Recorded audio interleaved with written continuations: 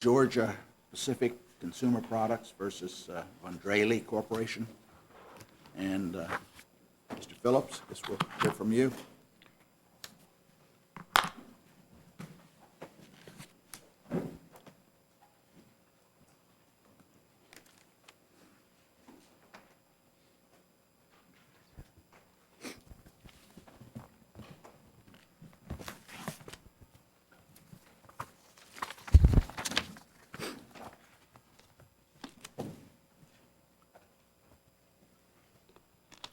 Good morning, Your Honors, and may it please the Court. The district judge in this case committed essentially three basic mistakes. In the first instance, he completely misapplied Section 1117A with respect to the enhancement of damages. Two, he misinterpreted the term exceptional case within the meaning of that statute and in that same provision. And We've now got a new definition, don't we, as of a couple of days ago? we do have a new definition, and it's quite clear that under the new definition, this is not an exceptional case. I don't think it was an exceptional case even under the reasoning the judge put forward before, but I'll get back to that. And then finally, the district judge erred by just issuing an equitable remedy that is nationwide in scope without giving due regard to the issues of comity. So let me go back to the first one, which is the enhancement of damages. The statute is quite clear that this is not a treble damages provision. Simply because you are entitled to either profits or damages in a particular case doesn't mean that you get treble damages. Treble damages is, in fact, the ceiling when you have actual damages. And of course, in this case, we don't have any actual damages. All we have are the profits, which were disgorged from my client. Do the parties agree that this was a profits case and only a profits case? My guess is my friend, Mr. Estrada, will say no, but the reality is I don't know how you could read it any other way. Well, I thought that when he closed to the jury, he told them this is a profits case. And I would hold him to that. It's exactly what he said to the jury. And that was the number they presented to the jury. Exactly. The only discount from the exact number he asked for is the jury's determination that... Well, I may ask you more questions about this later after we talk to Mr. Estrada, but if we assume this is a profits case, then your argument is the statute then directs specific rules for deciding a profits case. Well, yes, there are specific guidelines as to follow with profits that are different from damages, but there are two sort of overarching principles here, which is regardless, it cannot be punitive, and you have to make a determination that something is inadequate. And that's the fundamental mistake here. The district judge treated this as an ordinary treble damages provision when it is exactly the opposite of that. He must make a determination that somehow something is inadequate.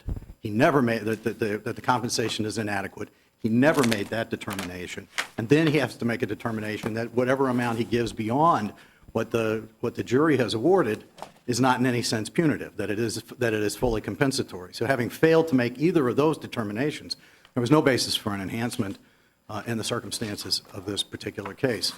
At a minimum, we're entitled to a remand. I think you could argue that having been given exactly what the trial lawyer asked for and not having put on any evidence that there was any inadequacy in the compensation and the remedial hearing portion of the case, that portion ought to just be set aside. Then why do you think the district judge did it? Why do you think the district judge did that? I think the district judge was confused by the citation to the court of the Larson decision, which said that the treble damages ordinarily apply. Unfortunately, unfortunately for the district judge, Larson is a 1117B case, which is very different and which specifically says, typically, unless there are extenuating circumstances. Involve counterfeiting. Counterfeiting, exactly. Much more serious offense. We do not have a counterfeiting case here. It seems to me if we can agree, and I guess both sides would have to help us on this, but it seems like this case is a profits case involving A. Yes. I don't think there's no question it's an A case, no doubt about that. I don't think there's a serious dispute that it's a profits case either. And it's correct that there was no attempt to break down the profits in the sense that to exclude, for example, the profits from the Von Drehle towels in the Sixth and Eighth Circuit. Right. Or Right. anything. Right, they It was disgorged the across the entirety of our board profits, number regardless of nationwide. where they were used and under any circumstances. That's correct. Did you raise an objection to the damages aspect on the basis that in two circuits, the law, it did not violate the law? No, we did not make that argument with respect to the damages. But you did with respect to equitable remedy? We did with respect to the injunction, Your Honor. To go to the exceptional case determination, obviously the Supreme Court has told us recently in the Icon decision, which sadly I lost. Let me just ask one question to take back to, was the Larson case, or I don't remember, was it argued to the district judge below? Yes, it was argued to the district And judge. so by- the argument you made below is exactly the argument you're making to us? Essentially, yes, Your Honor. I mean, we So- certainly said 1117A controls under the circumstances of this case. The other side obviously went to Larson, and the judge got confused. And you said to the judge, Larson doesn't control. Right, Your Honor. With respect to the exceptional case, the standard now is quite clear, and while the district judge obviously has wide discretion to decide an exceptional case, he doesn't have discretion to ignore the legal standards that apply under these circumstances. And the determination is based on the substantive strength of a party's litigating position, not anything else, based on both the governing law and the facts of the case, or the unreasonable manner in which the case was litigated. And first of all, it is, for me at least, impossible to understand how anybody could complain about the substantive position that we have taken in this litigation all along, when one circuit has clearly held that what we did here is perfectly legal, and another circuit has held that what we did here is completely unchallengeable by Georgia Pacific. So clearly, that doesn't satisfy that element of the exceptional case test. And then the alternative, which is the dilatory or any other kind of litigating tactics, the district judge certainly has never criticized us on that score. To be sure, this litigation has gone on for some time, but the case has also been But before you this had, court 3 let times. me ask, you'd engaged in that litigation strategy before those other circuits ruled. Do I have the time right? No, we did in fact engage in the behavior Right. before, obviously, before we were sued. I mean, behavior, so that, is your view what, that controls the question? Another court deciding that issue, or deciding your favor would control that issue? No. Or it's just strong evidence of? It just demonstrates that the position we've taken is a reasonable litigating position, and therefore cannot be the basis upon which a court could modify the American rule, which applies for, that fees don't get shifted. You pay your own legal fees as you go along. That's the American rule. When you're going to deviate from that, you have to have some significant basis for doing that. We have to have done something wrong. Litigating a position, being a defendant, particularly as a defendant, being sued for taking a position that is ultimately determined to be not only arguable, but is in fact correct, seems to me the height of saying something is not an exceptional case. And again, as I say, the judge made no findings that what we did. It was found to be correct in one case, not two, right? The other went on preclusion. That's true, the other one on preclusion. But that would, of course, totally justify taking a litigating position in virtually any other court that says we can at least roll, as the litigation goes forward, we certainly should be allowed to rely on the Eighth Circuit's That's why I was decision. asking the question, though, about relying on it and taking the position, or doing the acts before you had that court decision. I was just trying to understand. It certainly strikes me that strengthens your hand after you get a court to say that. Maybe not completely puts argument contrary out of the window, but at least you can say, how unreasonable can it be if those other judges felt, that other circuit felt that way? Right. But I'm just trying to see what your thought about it was before, the effect of the subsequent circuit decision on how we look at conduct that occurred before that decision was rendered. Right, but the question I think the court has to ask itself is, at the time we were sued, do we have a legitimate basis for doubting that we are involved in contributory infringement when it is standard practice in the industry to engage in this kind of conduct, and no one has ever found it to be invalid? And then we find, as we litigate it forward, that we are correct on that score. So I think we were at a perfectly legitimate position at the outset of the litigation, and it just became stronger with time. That's the only argument I'm trying to make there. And then with respect, there is no basis for an exceptional case finding, and therefore the attorney's fees and the prejudgment interest should be set aside on that ground. And then finally, with respect to the injunctive relief, There's no question that the Eighth Circuit has found this behavior valid. At a minimum, the district judge owed us a duty to take that into account. Principles of comity clearly demand that some kind of equitable adjustment be made to reflect that. It's a very strange proposition that we find ourselves in, these three circuits. We've come out on different sides on liability, and we have an injunction that purportedly is nationwide. With respect to a place like California, we have an injunction that tells you in California you can't do it. Right. And the question is, why is our ruling any stronger than the ruling of the Sixth and the Eighth Circuits, which could also be influential in California for a court there? We sort of use our injunctive power to override the precedential power of the other two circuits. I think it's sort of unseemly that we should be determining the law on other circuits one way or the other. We have decided for the Fourth Circuit what we've decided, and I'll actually ask Mr. Estrada this, but it seems to me that maybe the injunctive relief should be limited to the Fourth Circuit. Is that your position? That is our position in the first instance. It should be limited to the Fourth Circuit in order to allow other Your second circuits. position is to exclude the Sixth and the Eighth. Exactly, Your Honor. Yeah. And if you But don't want to you- exclude the Sixth, then you should at least exclude the Eighth. But you don't argue, do you, that a case decided in the Fourth Circuit should never include as a remedy a nationwide injunction? No, absolutely not. The court has, Clearly has the authority to do that, Right. but obviously, like all authority, it has to be exercised with equity in mind and comity to right, but I was just sister thinking courts. about California.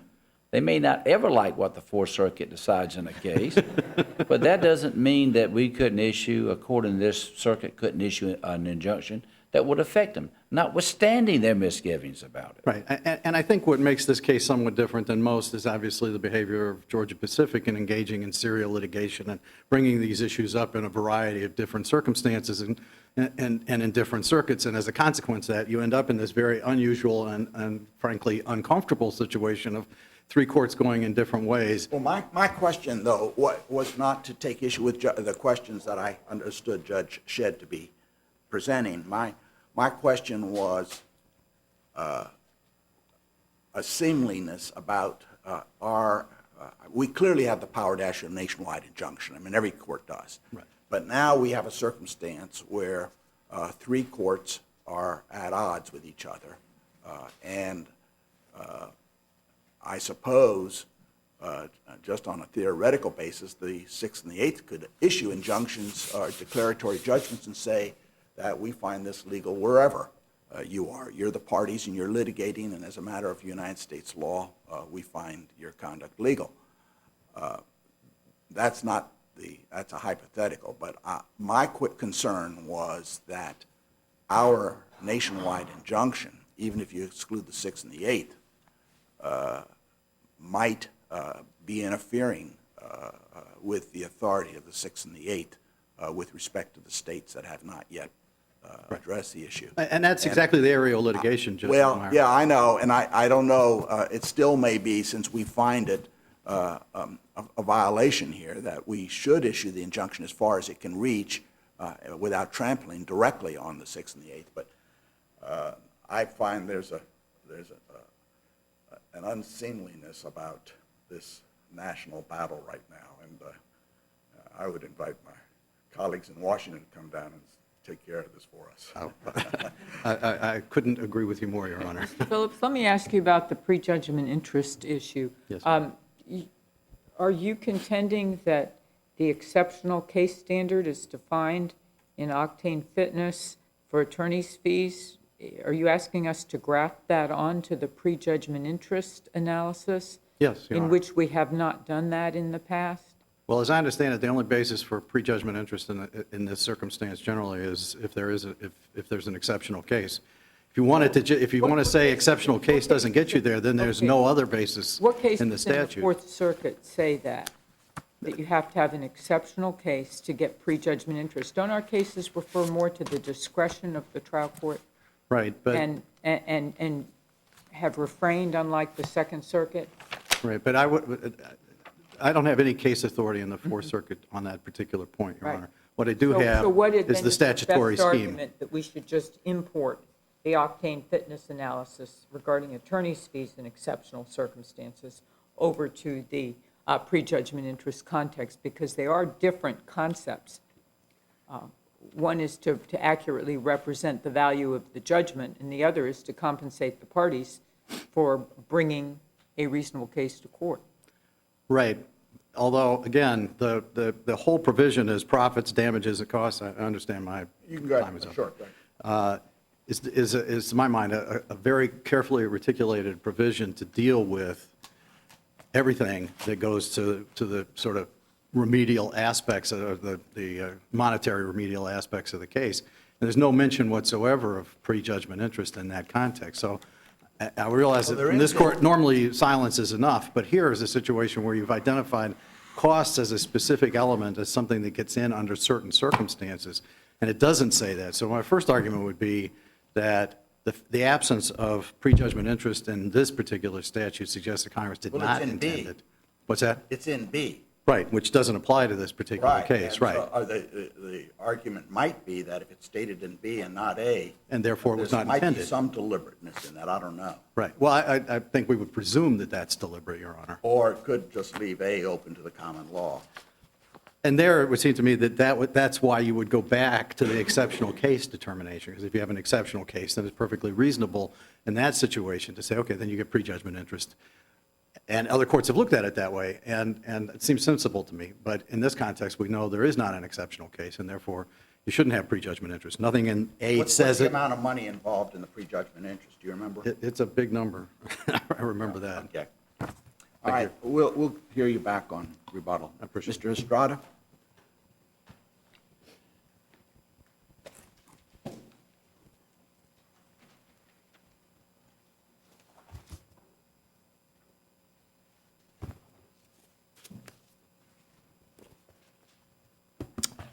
Thank you, Judge Niemeyer, and may it please the court, I'm very happy to be here today.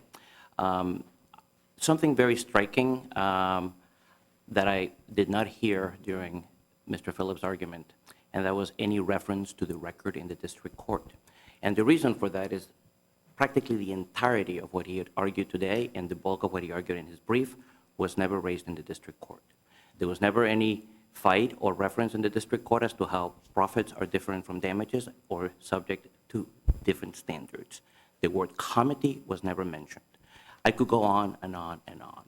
What the judge had in front of him was an affirmative presentation Was in there a... an objection to the application of our decision in, what's the case, Lang's?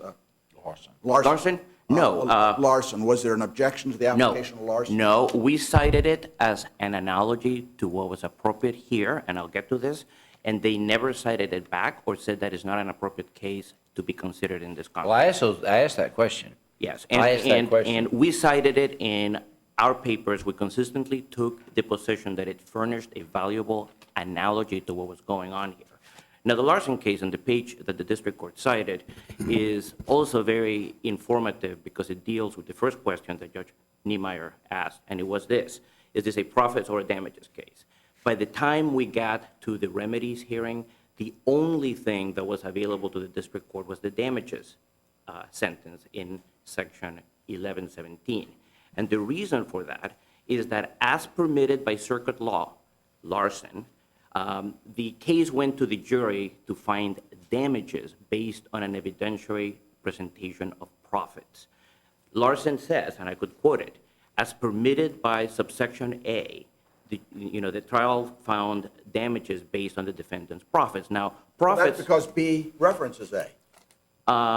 No, it is because under both... Starts out in assessing damages under subsection A for any violation of so-and-so, which involves counterfeit. Right, but the point I'm making is slightly different. All right.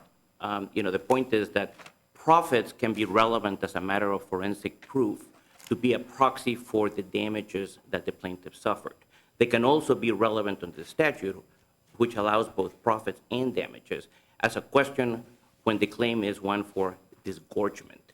What happened here was that we tried the case to the jury without objection on the theory that the profits were a proxy for the damages that we suffered. And the jury verdict, which is at page JA 575, has a finding that the damages that we suffer are X sum. But that jury verdict was But never... the jury was told by, I don't know, by you or someone on your side, that, number one, this is a profits case, and actually this case involves $74,000 in profits, or the number's actually a little bit under, but the... 794, yeah. Excuse me, $794,000. And the jury, and you said this, the jury gave you 100% of the profits that you asked for. Not quite. They actually wrote a They note. added up the number, and it's a little less than 794, isn't it? They took, the number and made an entry by hand in the verdict form that said that the profits or the damages that they were giving us ran from the date of decease and desist order. And what really happened...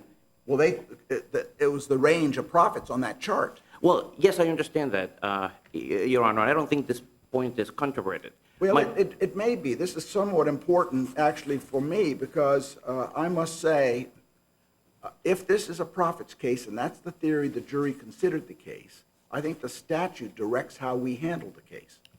And I mean, it allows the various things, but it starts out, it says, in assessing damages, and then it says, if the court shall find that the amount of recovery based on profits is either inadequate. In other words, it has different standards, whether the remedy is based on profits or whether it's based on damages.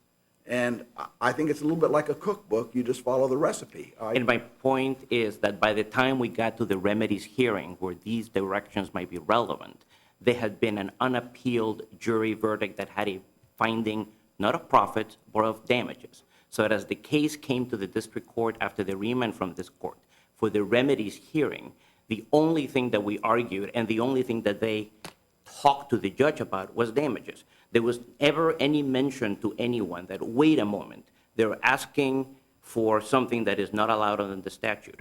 The supposed dichotomy, which appears on the statute and may be relevant in some cases. What was the evidence of damages other than the profits? The evidence was based on profits, and that's what is allowed. And it wasn't even the net profits. It was just gross profits throughout the country for every year. Let me get to the point of, the scope of the remedy, but let me finish this first. As a matter of forensic proof, the quality or type of the evidence that we might have put in to show what our damages were does not take away from the fact that there was a jury verdict finding as a fact that there was an amount of damage, and that was not appealed to this court. So that by the time we were talking about the remedies, even if at some point there was a dichotomy that could have been brought to the court's attention, A, it wasn't brought to the court's attention, and B, it wasn't brought to the court's attention because by that time we were dealing with a finding by a jury that these were damages. What if the attorney stands up there, and I want to actually take a look again at the statements and the arguments as the case was presented to the jury, but the attorney says our damages in case constitute profits in the amount of $794,000. Well, I think that would... And the jury comes in and says, here's $794,000 for damages. You're saying that because they used the label on the form, damages, this was not a profits case? I am saying that because the jury found damages as a fact, Judge Boyle was entitled to treat this as something that fell... This is a damage. It's a form of damage. It's just that the statute breaks down that if it's based on profits, if the recovery is based on profits, there is a prescription as to what you should do. If it's based on damages, there is another prescription. It seems to me you're wasting your argument. No, and I'm trying to answer the question.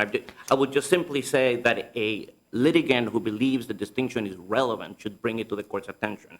Moving on to the scope of the remedy.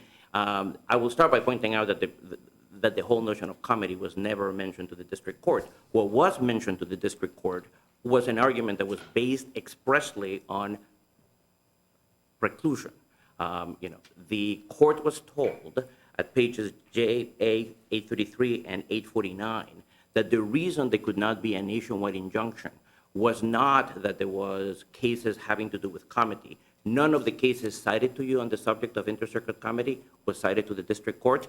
The court was told that when Drehle had lost the question of preclusion in the Court of Appeals, but could still rely on it on behalf of distributors who may wish to assert it in other courts. What about the practical question before us in terms of the Sixth and Eighth Circuits, where this practice is not infringing? That, Okay? How do we say that there can be a nationwide injunction when the Sixth and Eighth Circuits have said that there is not infringement? well, I think the only court that actually has addressed the question of In of Myers, infringement but then was for you, Myers. held And- it to have preclusive effect. And as this court pointed out in its last opinion, the issues were somewhat different. It was a local market. But accepting that you could have a litigant other than Von Drehle, raise the... But it was the issue of whether the practice constituted infringement under the Lanham Act, wasn't it? Well, the question was whether, the practice was infringement in the context of the evidence of that case. Correct, Yes, I take your correct. point, and the answer ultimately is governed by circuit case law in this circuit. And I would direct Your Honor attention to this court's ruling in Virginia Society. Right, where- I understand, but you see, it seems to me that you're not leaving us with any help No, in but- terms but- of how to address this, that what you're saying to us is, well, they didn't make the right objection down below because they were really emphasizing preclusion, they weren't emphasizing comedy. But that doesn't help us in terms of the injunction here that clearly can't stand, it seems to me, as to the Sixth and Eighth. And the question to me, the real question is, does it extend to the rest of the country? Well- And so if you could help us with that analysis, me that would be most address appreciated. that Yeah. issue, which is to say, the reason I was going to mention, the Virginia case is because you had a circuit conflict in that case, and this court's opinion expressly discussed, the fact that the Ninth Circuit in the Ferguch case had basically upheld the FEC view of the law. And, the FEC had basically taken the Ninth Circuit law and put it in a reg. This court later found that that reg was not consistent with the First Amendment. Now, the holding of this court was that as to the parties before it, the injunction could be nationwide, but that others can raise their laws under the law of the relevant circuit. And so, the reason why this is a problem that in fact is not a problem at all is that all the policy arguments about inter-circuit comedy are misplaced in this case. Everybody in every circuit can raise its rights. If there is a distributor in the Eighth Circuit or the Sixth Circuit who happens to come into possession lawfully of these towels, and we sue them, they could raise, the question whether they have the right to do that under Myers. What Von Drehle doesn't have, the right to do is to say that because those people would have a defense for a claim if they came lawfully into the possession of the towels, that they have a legal right to continue providing the towels, even though they lost a case in this circuit saying that their conduct is unlawful. You mean you're saying that they can't go into St. Louis and sell these towels to distributors when St. Louis, the courts governing St. Louis say there is no infringement of that practice? I think what... I mean, that would be the most heavy-handed type of approach, I would think. The important Rely on the fact, Your the Honor... distributor litigated it as opposed to... The important fact is that the conduct of Von Drehle was not addressed in Myers at all. The question that was at issue was the conduct of the distributor if it came Right, into but the it was possession. the act of stuffing, and whether the act of stuffing constituted the infringement. Went even further. They talked in terms of whether there was a likelihood of confusion by reason of the dispenser. And they found substantively that there was no mark protecting the stuffing. But no circuit has found, since we have a nationally registered trademark, is no circuit has found that the trademark has been canceled. And the remedy that Von Drehle is seeking from the court is essentially the equivalent to a holding that our mark has been canceled elsewhere, which is an odd argument to make in the guise of Why do you say remedy. cancellation's necessary? Well- Basically, they've said you don't have a right to enforce a trademark for stuffing in 11 states. But And the question then is, okay, the Fourth Circuit says you do violate the law, and you want to take that decision to allow you to enforce it in St. Louis. And I don't follow it. Except in the most technical sense. I understand the argument you're making, but I don't find it very satisfying for a judicial decision. Usually, when one has a national competitor in a national market involving a national trademark, and there is behavior that one of the other things is unlawful, the resolution of that question would bind the parties inter se. The fact that other parties may have other rights under the laws of other circuits continues unchanged by the Why doesn't entry of it an... bind you, your client? Because Your that... client litigated it and lost. That is a preclusion argument that the court held, this court in this case, in the last appeal, that Von Drehle cannot assert. And so, In this, our court, that's our decision. But that doesn't govern what, in the two circuits, the courts have said Georgia Pacific does not have a right to enforce it. but there is no one in this court other than Von Drehle who's asserting that argument. And the point I'm making to you is that whatever the force of anyone else, if they came into the circuit or if they went into some other circuit, whose behavior has not been adjudicated in this circuit and who has not been held to have waived these types of arguments, it seems to me that the question really does not implicate any of these comity concerns because the behavior of the defendant was adjudicated unlawful here. This court has already held that they do not have preclusion defenses because they waived it, and all of their comity arguments were more honestly made in the district court by calling them what they are, preclusion defenses on behalf of absent parties.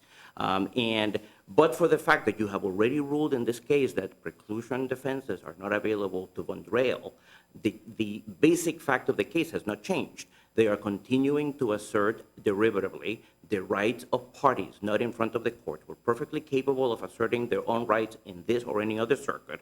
And you know, Before you get too far, I'd like you at some point to address the treble damages. Sure. You can finish up that point if you want. I understand your notion is that there is not symmetry on the defense side because distributors were not parties to it or Von Drehle was not a party to it. But my only suggestion is Georgia Pacific was a party to it and it lost. And that was the only argument. And to force it all through litigation again and have somebody say, oh, it's an affirmative defense. And to finish this point, that was the argument that this court heard in the last appeal and ruled was not available to this defendant. In this court, because of waiver, and it's only because of waiver. It didn't say that it wasn't preclusive. Right. It said it wasn't raised in timely. Right, but that means that the argument is not available to this defendant who is present In the before Fourth the court and subject to its judgment, whose rights were adjudicated here. But moving on to the question of treble damages, I will once again point out that, and this is at JA 8829, that the district court held a full presentation of what we asserted was the wrongful conduct by the defendant. And we pointed out how they basically stole one of the dispensers, they took it apart, you know, they designed out of this. Well, I understand all of that. The court obviously went along with you on that.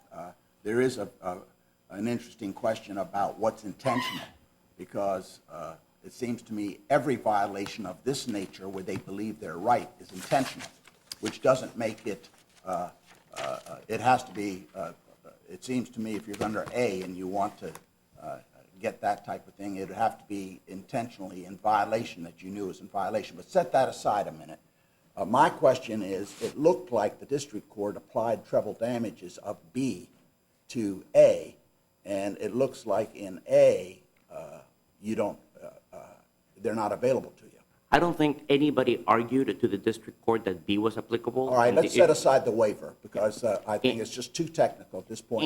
And if it had been argued, you know, it would be on it would be an What's your argument. argument that treble damages are available here? You know, the same argument that we made to the district court, which was that this was not merely an intentional volitional act. That No, when- statutorily, what's your authority? that the district court, that the only statutory language that addresses this is that it is addressed to the discretion of the district court in equity, and it may furnish damages up to 3 times, you know, the amount. That's damages. Right. Let me just go back. You know, I'm not totally satisfied with our discussion on the status of the record. This is what was said in the closing argument.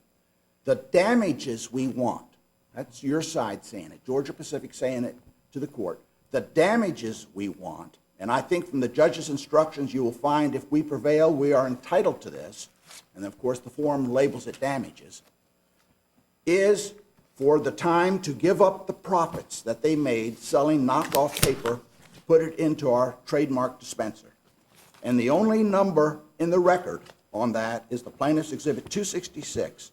They made a profit of $794,000. So the statement of the attorney is saying the damages we're asking for, as labeled in the form, is the profits stated in 266. And if you look at 266, it has the listing with the dates and so forth, and the jury made sure they covered that date. They gave you that exact number. The statute says, if the court shall find that the amount of recovery based on profits, the amount of recovery, he didn't talk about damages or what, the amount of recovery based on profits is either inadequate or excessive, then the court can do this. And of course, there's the final thing that everything has to be no punitive, it has to be compensational. So my question is, it looks to me, and you can answer this, but I tell you, it looks to me like Larson was applied to this case as authority for treble damages when Larson was really adjudicating a B case. May I answer the question, Your Honor? Sure, of course, please. You know, it seems to me that since every member of this panel was a trial judge, you would be doing an injustice to Judge Boyle by putting him in error on the basis of arguments that nobody ever actually mentioned when the case was cited for a different purpose and went unobjected to, and the only answer. Where's the discussion of the case in the record, did you say? Yes, it's in our No, papers. in the record below. No, it's in the docket entries that have our papers and theirs. That's part of the record as well. Yeah. And so I can give you the docket entries if that would be helpful. No, that might, just where they discussed the Larson case. Yeah, we discussed it, they did not. They didn't address Larson at all? Not at all. We discussed it, we said this is a good analogy of what happened here. And the reason we said it was a good analogy is because under the jury instructions, which you referenced earlier, the jury was told to treat this as a passing off case. And if you look at the blue brief, their brief at page 14, it is conceded that in order to find for us, the jury had to treat this as a passing off case. And they never mentioned that in their brief again. But the reason why we brought Larson to the court's attention is because based on how the case was tried to the jury, based on the analysis that the court did in the first appeal about, you know, the soda fountain and how this is really a passing off problem, the jury was so instructed, and then we said that this furnished a good analogy as to how the court could deal with the case. The relevancy of the Larson case was never objected. Larson was not What mentioned by about the other docket side. entry 396? Do you have any recollection on that? Yes, I believe I have it right here. Okay. Didn't they address the standard that, in that? If you could help me with that? I'm sorry, didn't they address? Didn't Von Drehle address the issue of the standard that had to be met in order for damages Yes, to be and I trebled? think that the important point is that as they did at the hearing later, at pages I can cite, they said that the standard was willful, bad faith, or intentional.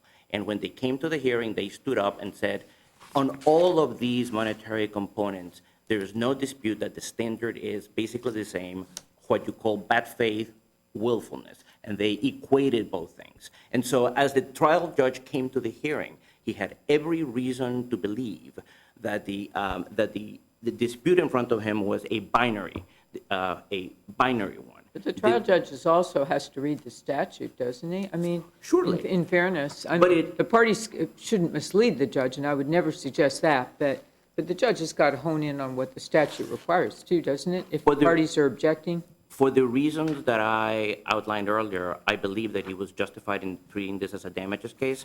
But if the court does not agree, I would say that we had a colloquy in which we made a pitch to the judge as to how that did not capture the full amount of our injury, because this was a very heavy toll on our goodwill. And if you look at page 819 of the joint appendix, the district judge engaged in a colloquy with the witnesses and with counsel in which he tried to ascertain what the size of our business was compared to the potentially lawful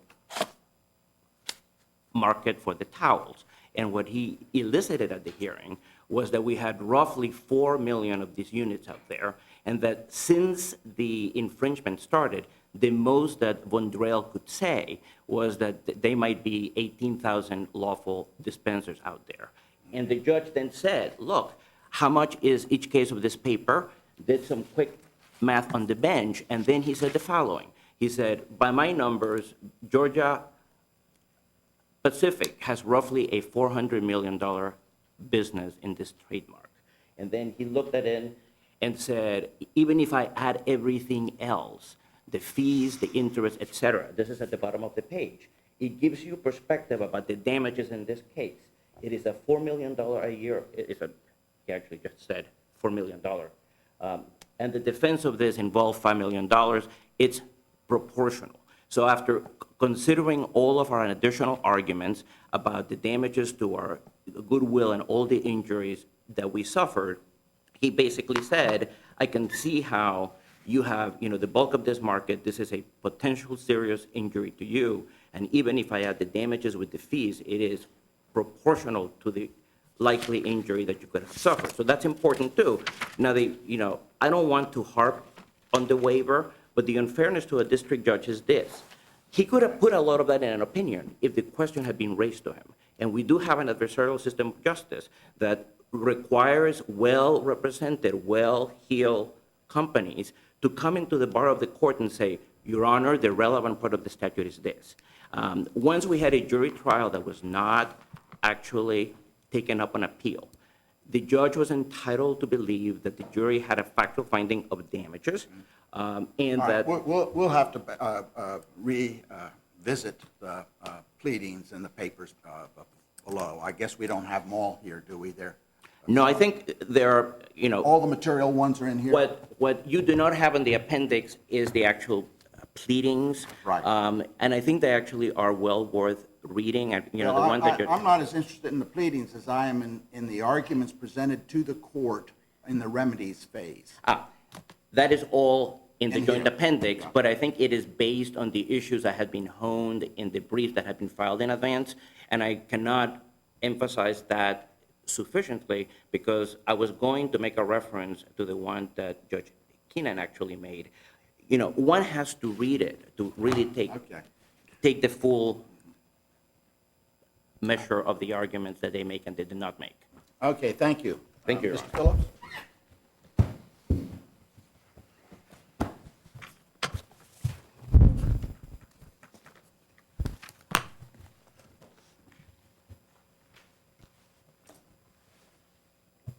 Thank you, Your Honors. I'll try to be brief. Judge Shedd, I apologize, I misspoke. We did not specifically address Larson by name in our pleadings below. What we did do is that we said this categorically. This is And if you the could give us the reference. document. I was just going to do that. This is 339, the document 339 at page 8. This case was submitted to the jury on Georgia Pacific's request for an award of Von Drehle's profits. Georgia Pacific cannot now request a multiplier. As such, a request is not based upon the evidence and would be for the sole purpose of penalizing Von Drehle, 15 U.S.C. Section 1117A. That seems to me as plain as day to say that this is profits, and under profits you don't get treble damages, and in any event you cannot penalize us regardless of how you analyze it. Judge Niemeyer, you quoted the language that, at the trial where the lawyer for Georgia Pacific could not have been clearer. All we want by way of damages are the lost profits in this particular case. He repeated that several times to the jury, almost to the penny. The jury gave him exactly what he wanted. This is not a damages case. This is a profits case, and therefore you have to determine whether or not the compensation was adequate to make any kind of an enhancement, inadequate to make any kind of an enhancement, and the court didn't make that kind of a determination. What was said below, Mr. Estrada suggests that objection to the injunction was not made below, scope of the injunction. Well, clearly we made an objection to the scope of the injunction, but even aside from that, the judge himself specifically said during the oral argument, well, I can't issue an injunction that's going to stop people from doing something in Tennessee and those states where this is perfectly legal. And then we got up and said, yes, Your Honor, you cannot do that. So the issue was squarely presented to If him. he said that, what is he doing when he entered? I don't know what happened between the He was time. convinced by a great argument on the other side. Perhaps. But for whatever reason, he clearly had it in mind. He nevertheless went ahead and issued a nationwide injunction. And for the reasons you've already articulated, that's simply not appropriate in the circumstances of this case. I ask you to set aside the monetary portion of the award and remand for an additional assessment of what's an appropriate equitable remedy in this particular case. If there are no other questions, Your Honors. Thank you so much. Thank you. We'll adjourn court sine die and then come down and greet counsel.